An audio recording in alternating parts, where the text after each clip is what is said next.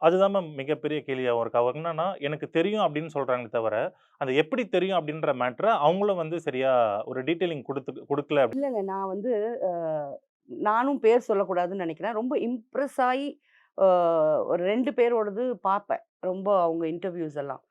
அப்ப நிஜமாவே இவங்களுக்கு இதெல்லாம் தெரியும், தெரியும்னு நான் பார்த்தப்போ, ஆ எ பாலா விஷயம் அ ம். வரும்போது தான், அடடா! இவங்க எல்லாருமே அரைவேக்காடுங்க. இவங்களுக்கு எதுவுமே தெரியாது.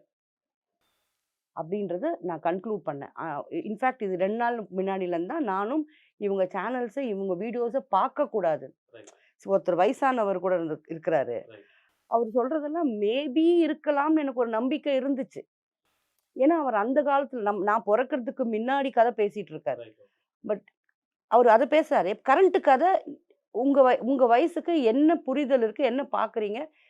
எத புரிஞ்சுட்டு பேசுறீங்கன்னு எனக்கு தெரியல. எனக்கு ரொம்ப ஆசை. அவங்களலாம் நான் கூப்ட்டு இன்டர்வியூ எடுக்கணும். சார் எப்படி தெரிஞ்சதுன்னு நீங்க கொஞ்சம் சொல்லுங்கன்னு. நம்ம கேட்டு தெரிஞ்சுக்கலாம்ல. ம், ம். அந்த மாரி நெனச்சு நானே கேட்கணும்னு தான் இருந்தேன் அவங்க கிட்ட. And coming to point Bala வந்து சர்வதேச கைக்கூலி அப்படின்ட்டு யாரு சொல்றாங்க. ட்ரம்ப் கிட்ட இருந்தா? அது என்னன்னு தெரியல மேம். ஆனா இந்த மாரி சொல்றாங்க. வெளிநாட்டவர் அவர்களோட சேர்ந்து அதான் பாலா அமெரிக்கா கைக்கூலி போனதால எ ட்ரம்ப்ன்னு தெரியல. ட்ரம்ப்ப மீட் பண்ணியிருந்திருக்கலாம். அ அதனால ஒரு வேள அது வந்து பாலாவ தான் கேட்கணும். எப்ப ட்ரம்ப்ப மீட் பண்ணியான்னு ஒரு ஃபோட்டோ கூட வரலையே! எதுவும் வரலையே!